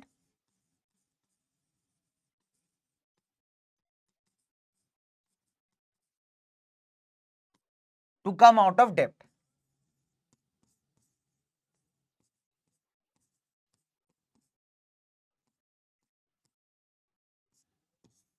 to come out of डेप्ट, एक ऐसा सिचुएशन जब आप कर्जे से बाहर ही ना आ पाओ। डेप्ट मतलब कर्जा, ठीक है, एक ऐसा सिचुएशन जब बेटा आप कर्जे से बाहर ना आ पाओ, कर्जे से लग जाओ, वो कहलाता है डेब्ट ट्रैप। और यही हो रहा है यहाँ पे सपना के केस में भी। सपना के केस में यही हो रहा है कि पुराना लोन भी नहीं चुका पाई और उसका नया लोन यहाँ पे आके खड़ा हो गया। डन। तो यहाँ पे आप देख सकते हो कि क्रेडिट ने जो है एक पॉजिटिव रोल ना प्ले करके एक नेगेटिव रोल प्ले किया। तो बहुत जरूरी यार कि डिपेंड करता है कि आपका सिचुएशन क्या है और उसी पे डिपेंड करेगा कि आपकी उधारी कैसी है। और अगर मान लीजिए आप हाई रेट्स ऑफ इंटरेस्ट पे उधार ले रहे हैं तो डेफिनेट सी बात है आपको पे बैक भी बहुत ज्यादा करना है, जो आपके लिए अगेन एक बहुत बड़ा प्रॉब्लम क्रिएट करेगा। और अगर आपका प्रोडक्शन ठीक नहीं हुआ, आप ठीक से पैसा नहीं कमा पाए, तो आप सपना जैसी हालत में फंस जाओगे कि आपके पास पुराना लोन चुकाने के भी पैसे नहीं है और नया लोन भी आप लेके बैठे हो, तो आपका कर्जा जो है यहाँ पे बढ़ता ही जा रहा है। ठीक है, डन ना। अब अगर आप देखोगे जब आपको कोई उधार देता है, जब आपको कोई क्रेडिट देता है ना, उसके कुछ टर्म्स एंड कंडीशंस होते हैं जिसे आप टर्म्स ऑफ क्रेडिट कह सकते हैं। फॉर एग्जांपल, हर एक लोन एग्रीमेंट का ना एक स्पेसिफिक रेट ऑफ इंटरेस्ट होता है जो बोरोअर को पे करना है जिससे उसने उधार लिया है, लोन लिया है। ठीक है, तो नंबर वन, एक होता है प्रिंसिपल, दूसरा होता है इंटरेस्ट। फॉर एग्जाम्पल, मान लीजिए कि मैंने 5 लाख रुपए का लोन लिया और 5 लाख रुपए के लोन पे जो बैंक है वो कह रही है कि आप हमको 13% का इंटरेस्ट दीजिए। तो डेफिनेट सी बात है बेटा, तो 5 लाख रुपए तो प्रिंसिपल हो गया, 5 लाख रुपए क्या हो गया? मेरा प्रिंसिपल अमाउंट। ये तो मेरा मेजर अमाउंट हो गया जो मैंने यहाँ पे लिया है। और इसके अलावा जो है 13% का इंटरेस्ट लग रहा है इस प्रिंसिपल के ऊपर। ठीक है, कहने का मतलब है कि जो 13% का इंटरेस्ट है इस 5 लाख के ऊपर वो लगेगा, उसका भी कुछ अमाउंट होगा। तो वो दोनों अमाउंट जोड़ करके मुझे उतना पैसा वापस करना पड़ेगा। ठीक है, समझ में आया भाई?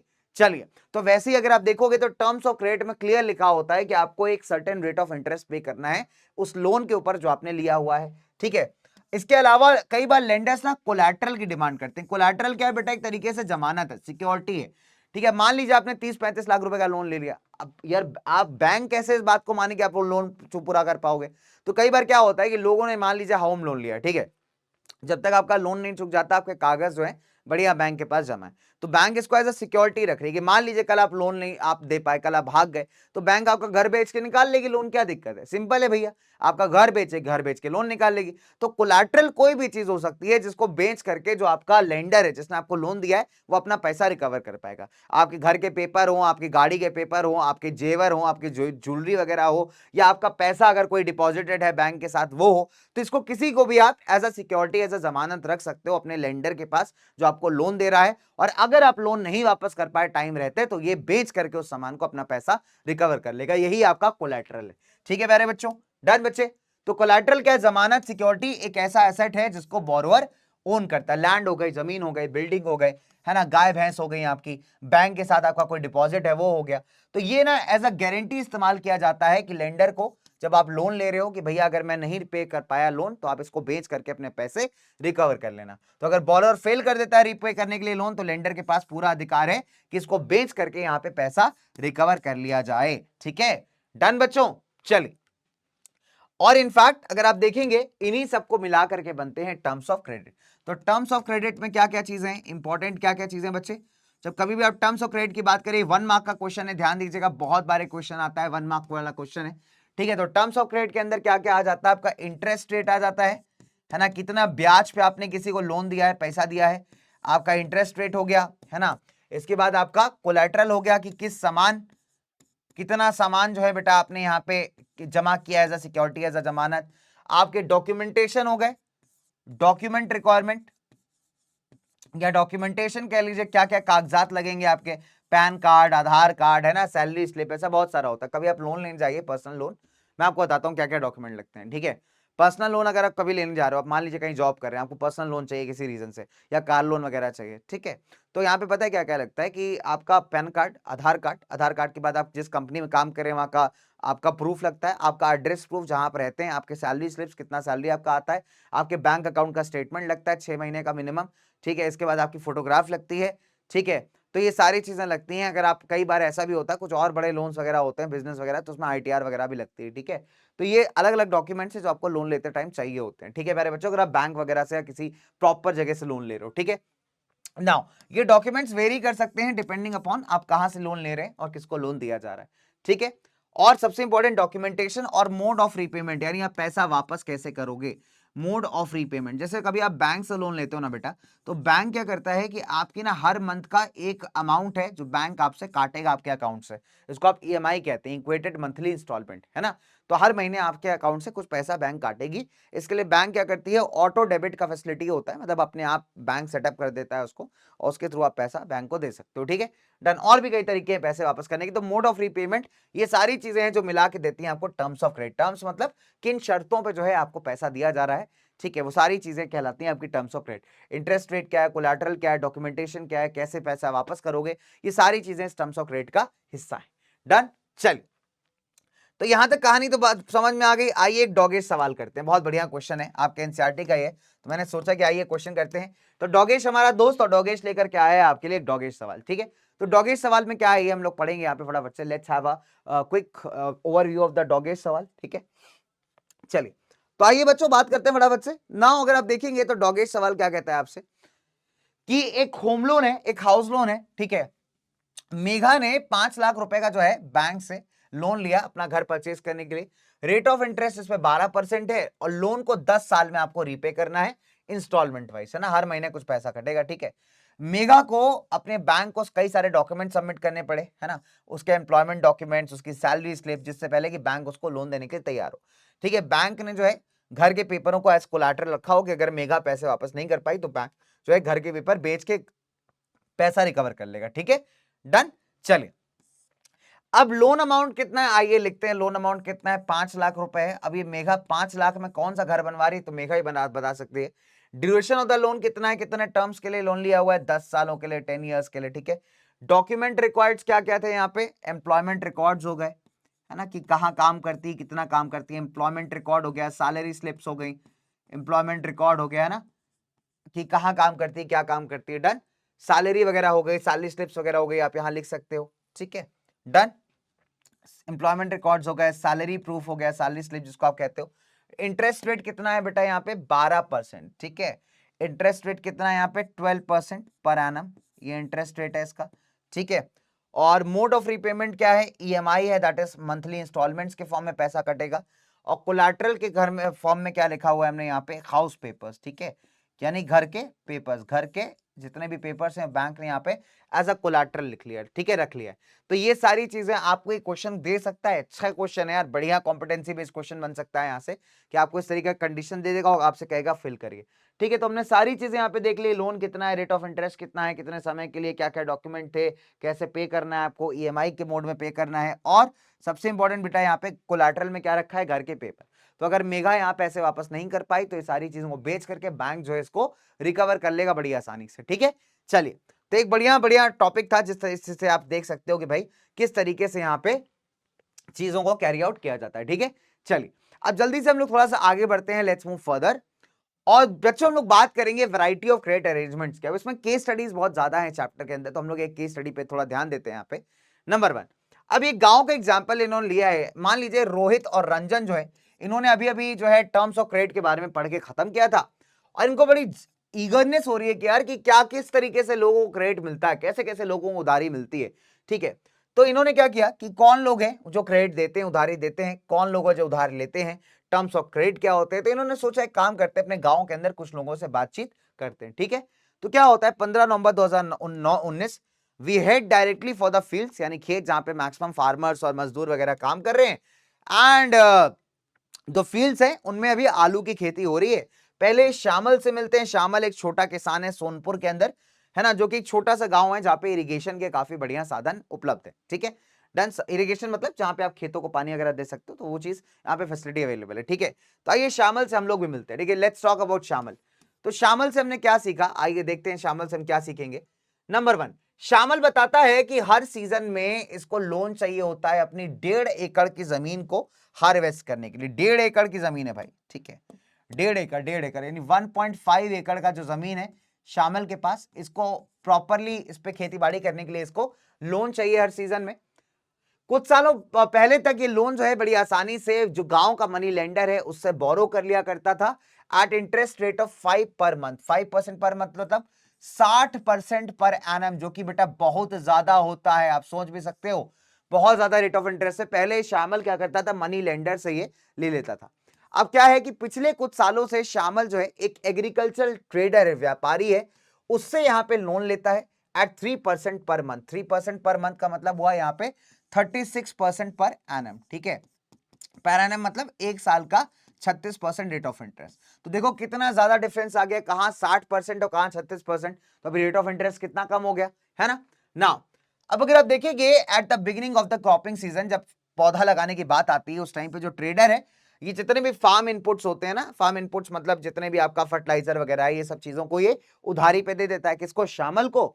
और जो है जब कटाई, जब फसल काट ली जाती है, जब शामल फसल बेच के पैसे कमा लेता है, तो जितना भी उधारी ये लेता है वो अपनी वापस कर देता है ना। इसके अलावा अगर आप देखोगे besides the interest charge on the loan, जो ट्रेडर है वो फार्मर को ये भी कहता है कि आपको जितना भी क्रॉप है, क्योंकि हमने आपको लोन दिया है, तो जितना भी आप अनाज उगा रहे हो वो सारा का सारा आप हम ही को बेचोगे। तो यहाँ पे शामिल के साथ एक दिक्कत यह है कि वो अपने अनाज को अच्छे दामों पे नहीं बेच सकता। क्यों? क्योंकि उसने क्या कर रखा है, किसी से लोन लिया हुआ है, पहले मनी लेंडर से, फिर एग्रीकल्चर ट्रेडर से। अब ये इसको कंपेल कर रहा है कि आप अपना सारा अनाज हम ही को बेचेंगे, जो कि काफी गलत बात है।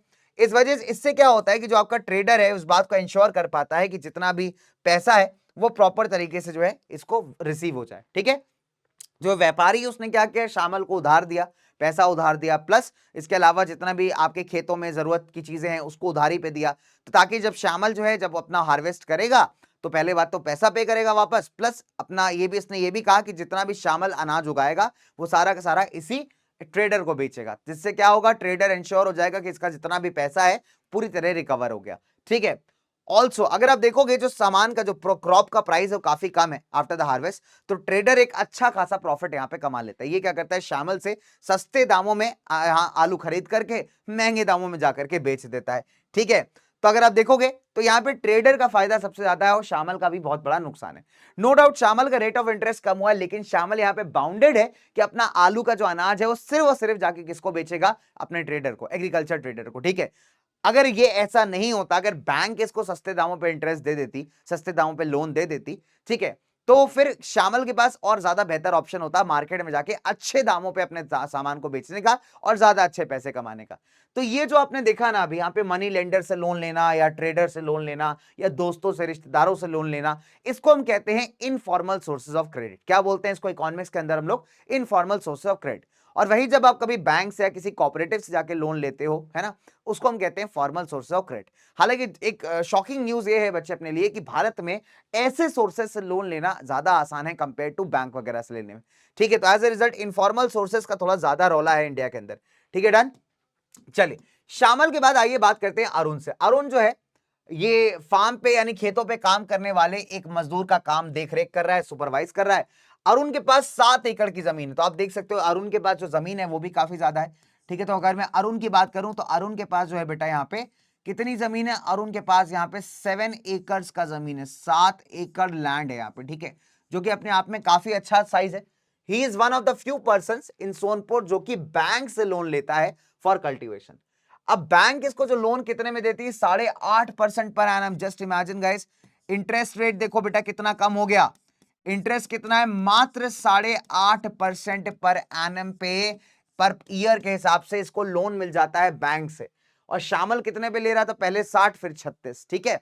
अब क्या है, 3 सालों के लिए इसको लोन मिल गया, तो 3 साल के अंदर कभी भी ये पे कर सकता है। अरुण प्लान करता है, अरुण ने प्लान किया कि जब इसकी अच्छी फसल हो जाएगी तो कुछ हिस्सा ये बेच करके लोन रीपे कर देगा, ठीक है।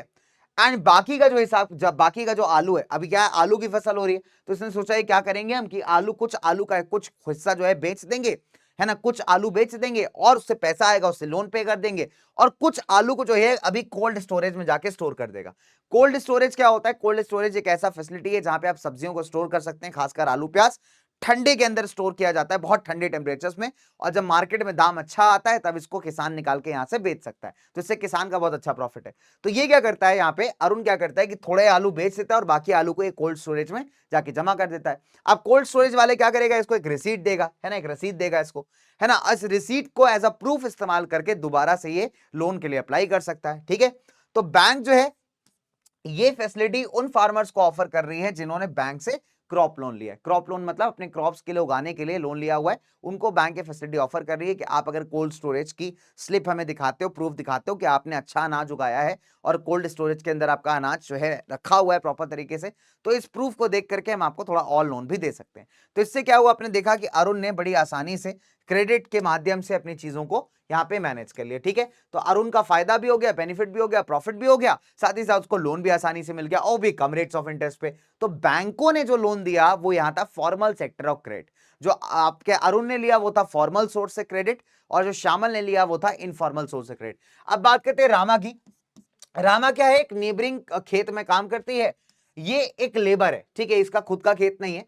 कई सारे महीने ऐसे होते हैं जब रामा के पास कोई काम नहीं होता एंड इसको अपना खर्चा चलाने के लिए थोड़ा बहुत उधारी चाहिए होती है। फॉर एग्जांपल बीमार पड़ गया या फैमिली में कोई फंक्शन हो गया, अब रामा को जो है ना डिपेंड करना पड़ता है अपने एम्प्लॉयर के ऊपर, ठीक है, जो कि एक जमींदार है, एक लैंड ओनर है ना, मतलब मीडियम लैंड ओनर है, जो खेत का मालिक है, जिसके खेत पे रामा काम करती है। ठीक है, लैंड ओनर क्या करता है, इंटरेस्ट रेट चार्ज करता है सिर्फ 5% पर मंथ, यानी कहने का मतलब है यहां पे भी जो है 60% पर एनम का इंटरेस्ट रेट, यानी रामा अगर पैसा उधार ले लिए तो उसको 60% एक साल के हिसाब से ब्याज पे करना पड़ेगा। डन। रामा जो है अपना क्या करती है, अपना लोन पे करने के लिए वहां पे जमींदार के खेत में काम करती है।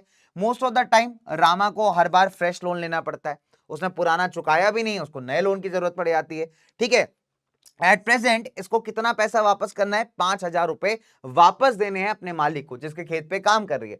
ठीक है, लैंड ओनर उसको ठीक से ट्रीट भी नहीं करता, इसको कई बार परेशान भी करता है। ठीक है, इनफैक्ट अगर आप देखोगे इन सब चीजों के बाद भी इसको यहां पे काम करना पड़ रहा है बिकॉज इसकी मजबूरी है, बिकॉज उसके पास कोई और सोर्स ऑफ इनकम है ही नहीं।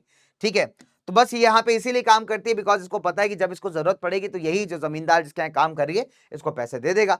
ठीक है, तो रामा ये बताती है कि भैया यही एक ऐसा सोर्स है जहां से हमारे जैसे लैंडलेस लोगों के लिए, जिनके पास जमीनें नहीं है, इनको लोन मिल सकता है। ठीक है, तो अगर आप देखोगे इन सोनपुर। डन बच्चों, तो आप देख सकते हैं यहां पे तीन लोगों के बारे में हमने पढ़ा, श्यामल के बारे में, अरुण के बारे में और रामा के बारे में। श्यामल और रामा जो है यहां पे इनफॉर्मल सोर्स ऑफ क्रेडिट से लोन ले रहे हैं, और जो आपका अरुण है यहां पे फॉर्मल सोर्स ऑफ क्रेडिट से लोन ले रहा है। जो इनफॉर्मल से ले रहा है आप देख सकते हो उसकी हालत बहुत खराब है, और जो फॉर्मल से ले रहा है उसकी हालत थोड़ी बेहतर है। ठीक है दोस्तों, चले, तो हमने क्या देखा यहां पे, तीन तरीके क्रेडिट सिचुएशंस देखे। तो इससे एक बात तो समझ में आई कि सस्ता और अफोर्डेबल क्रेडिट की देश का डेवलपमेंट कर सकता है। अब फॉर एग्जांपल रामा और श्यामल को अगर सस्ता क्रेडिट बैंक दे देती या कोऑपरेटिव दे देती तो इनका खर्चा भी चल जाता, इनका घर बार भी चल जाता, काम भी कर लेते, साथ ही साथ इन पे इतना बर्डन भी नहीं आता, है ना दोस्तों। चले, अब आगे अगर मैं बात करूं आपसे, तो फॉर्मल सेक्टर लोन्स, तो हमने जो देखा अरुण के केस में, तो ये वो लोन्स है जो आप बैंक और कोऑपरेटिव से लेते हैं। रिजर्व बैंक ऑफ इंडिया का काम है कि इस पूरे फॉर्मल सेक्टर ऑफ लोन्स को सही तरीके से मॉनिटर करना। ठीक है, जितने भी बैंक्स हैं वो सही लोन दे रहे हैं कि नहीं दे रहे हैं, तो बैंक्स को time to time information submit करनी पड़ती है आरबीआई के पास कि उन्होंने कितना पैसा लेंड किया है और किसको लेंड किया और कितने इंटरेस्ट रेट पे किया है। आरबीआई इस बात को इंश्योर करता है कि ऐसा ना हो कि बैंक सिर्फ अमीर लोगों को लोन दे। आरबीआई की जिम्मेदारी है कि इस बात को देखना कि बैंक जो है, जिनकी जरूरत है, जो नीडी है, जैसे किसान वगैरह हो गए, इनको भी लोन देने का काम करे। ठीक है प्यारे बच्चों, चलिए ना, अब अगर मैं बात करूं इनफॉर्मल सेक्टर ऑफ लोन्स, तो ये वो सेक्टर ऑफ लोन्स है बेटा जो आप मनी लेंडर से लेते हो, व्यापारियों से लेते हो, अपने एम्प्लॉयर से जिसके आप काम कर रहे हो, आप उससे पैसा उधार ले लिया, रिलेटिव से ले लिया, फ्रेंड से ले लिया। ठीक है, कोई भी ऑर्गेनाइजेशन ऐसी नहीं है जो इन सेक्टर ऑफ लोन्स को या यहां पे होने वाली किसी भी प्रकार की क्रेडिट एक्टिविटीज को यहां पे मॉनिटर कर सके, यानी आरबीआई का इनके ऊपर कोई कंट्रोल नहीं। आरबीआई को पता ही नहीं यार कि कहां से क्या कौन कितना लोन दे रहा है, बिकॉज ये किसी के स्कैनर में ही नहीं यार, कहीं रजिस्टर्ड ही नहीं है। तो ऐसे में अगर आप देखोगे जो रेट ऑफ इंटरेस्ट एक तो बहुत हाई होता है, यहां पे अगर आप देखोगे rate of interest is very high.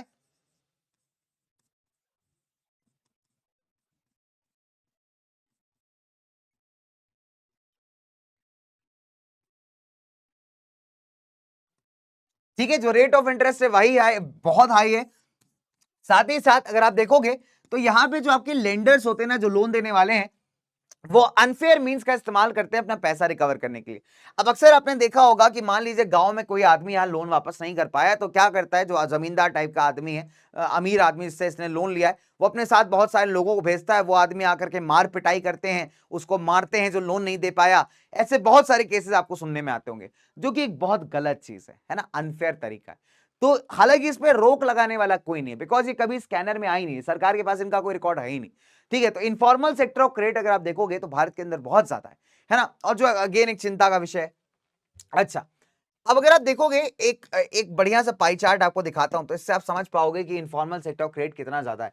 ठीक है, चलिए तो ध्यान से देखिएगा बच्चों, अगर आप देखेंगे तो 2012 में अगर 1000 रुपए भी लिए गए हैं ना बेटा, तो इनका सोर्स कहां से आप देखिएगा, मनी लेंडर से 33% लोगों ने लिया है ना, लैंडलॉर्ड से, जमींदारों से 1% लोगों ने लिया है, रिलेटिव से 8% लोगों ने लिया है।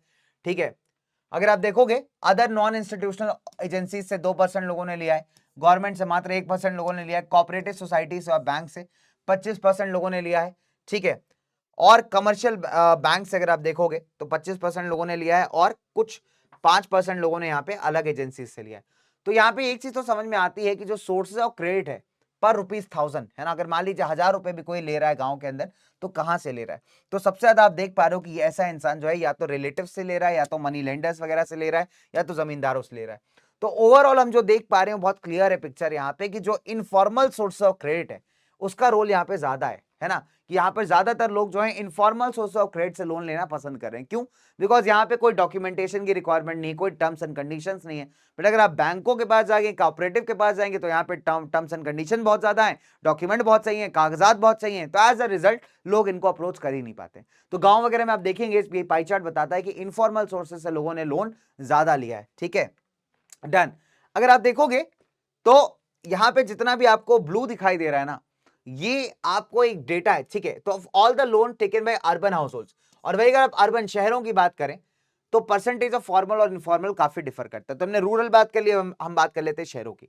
तो जो आपका ब्लू है ये परसेंटेज है इनफॉर्मल सेक्टर का, और जो आपका पर्पल है परसेंटेज है फॉर्मल सेक्टर का। अगर आप गरीब घरों की बात करिए तो गरीब घरों में जो आपका इनफॉर्मल सेक्टर से लोन लिया गया है अर्बन एरियाज में वो ज्यादा है 85%, और फॉर्मल से सिर्फ 15% ने लिया है ना। कि जिन लोगों के पास थोड़ा बहुत प्रॉपर्टी है, थोड़े एसेट्स हैं, तो उनकी संख्या 53% ऐसे लोग हैं जिन्होंने इनफॉर्मल सेक्टर से लिया है, और 47 ऐसे जिन्होंने फॉर्मल से लिया है। ठीक है, जिनके पास अच्छा खासा पैसा है, ठीक ठाक है, उसमें मैक्सिमम लोगों ने जो है अभी आप देखोगे फॉर्मल सेक्टर से लोन लिया है 72% ने, और सिर्फ 28% ऐसे हैं जिन्होंने इनफॉर्मल से लिया है। और जो बहुत अमीर टाइप के रिच हाउस होल्ड्स हैं उसमें 90% लोगों ने बैंक वगैरह से लोन लिया, और सिर्फ 10% ऐसे हैं जिन्होंने इधर उधर से लोन लिया है।